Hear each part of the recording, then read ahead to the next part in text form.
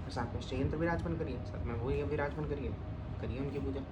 अष्ट धातु या पंच धातु में भी शिवलिंग बनवा सकते हैं आप, पर मैं प्रेफर करूँगा कि स्वर्ण निर्मित हो, बढ़िया है, नहीं तो स्फटिकाक्ष, नहीं तो पारद, पारद नहीं तो नर्मदेश्वर शिवलिंग।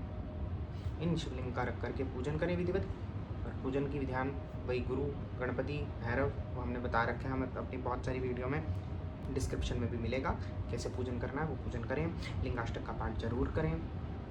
अगर कोई और धन प्राप्ति के लिए प्रयोग करना चाहता है तो 6 महीने तक प्रतिदिन 11 शिवतांडव के पाठ गाते हुए शिवलिंग के सामने स्तुति पूर्वक करें। और साथ में भगवती पार्वती का कोई एक स्तोत्र, भगवती दुर्गा का कोई एक स्तोत्र पहले पाठ करें। गुरु, गणपति, भैरव, कार्तिकेय स्वामी, इन सब का प्रणाम करके, सबको याद करके, फिर उसके बाद में जो है नंदी भृंगी आदि शिवगणों को प्रणाम करके जो है इसका पाठ करें। जब भी शिव साधना करें, एक बहुत विशेष आपको उपाय बता दूं, जब भी शिव जी की कोई भी पूजा करें तो पास में जो है एक बात, सभी पूजा अपना आसन वगैरह सब करने के बाद में साइड में अपनी खिड़की में भी रख सकते हो आप। पूजा रूम की जो खिड़की होगी वहाँ पर रख दीजिए। पूजा रूम की खिड़की नहीं है, पूजा रूम के दक्षिण दिशा में कहीं पे भी रख दीजिए। वहाँ पे कटोरी रखिए, उस कटोरी के अंदर जो है कुछ ड्राई फ्रूट, भगवान शिव का ही प्रसाद, भगवान शिव का लगा हुआ प्रसाद वहाँ पर रखें। भगवान शिव के जितने भी गण आते हैं इस कक्ष में तो उनको अर्पित करते हैं। और जब भी ये पूजा करें भगवान शिव की तो धूप जरूर जलाएं, सुगंधित धूप जरूर चढ़ाएं, भगवान शिव को सुगंधित तेल जरूर चढ़ाएं, भगवान शिव को सुगंधित पुष्प जरूर चढ़ाएं। सुगंधित तेल नहीं है कोई तो हमने पहले भी बताया है, गुलाब जल चढ़ा सकते हैं। ये बड़े सुंदर और सरल से उपाय हैं जो हमने आपको बताए हैं, ये आप कर सकते हैं। और इससे जो है भगवान शिव की बहुत महती कृपा आपके ऊपर होगी। बहुत सारी कन्याएं हैं जिनको अच्छे वर चाहिए, अच्छे वर नहीं मिल रहे हैं तो शिव पंचाक्षर मंत्र का शिवाय नमः ऐसे करके जप करें। शिवाय नमः, शिवाय नमः, शिवाय नमः, शिवाय नमः, जितना हो सके यथाशक्ति यथा इच्छा इसका जप करें। और साथ ही साथ जो है शुक्रवार के दिन भगवान शिव के ऊपर मिश्री वाला दूध चढ़ाएं।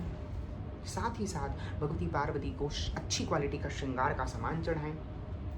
और ये सब करने के साथ साथ में एक बड़ा सुंदर स्तोत्र है विश्वनाथ अष्टकम, उसके 5000 पाठ 6 महीने के अंदर कर लें। 6 महीने में ना हो पाए तो शिवरात्रि से लेके जो है सावन के महीने तक, मतलब सावन का पूरा महीना आपकी साधना चलनी चाहिए, ऐसे सावन के पूरे महीने तक करें। फिर उसके बाद में देखें कि आपको कैसे रिश्ते आने शुरू हो जाएंगे। बट रिश्ते देखो, कर्म तो साथ में करना ही पड़ेगा। कर्म तो आपको पैसा कमाने के लिए भी करना पड़ेगा और इस क्रिया के लिए भी करना ही पड़ेगा। तो ये बड़ी सरल और सुंदर महाशिवरात्रि साधना है जो मैंने आपको प्रदान करी है। जय माँ, जय गुरुदेव, सदा आनंदित रहो।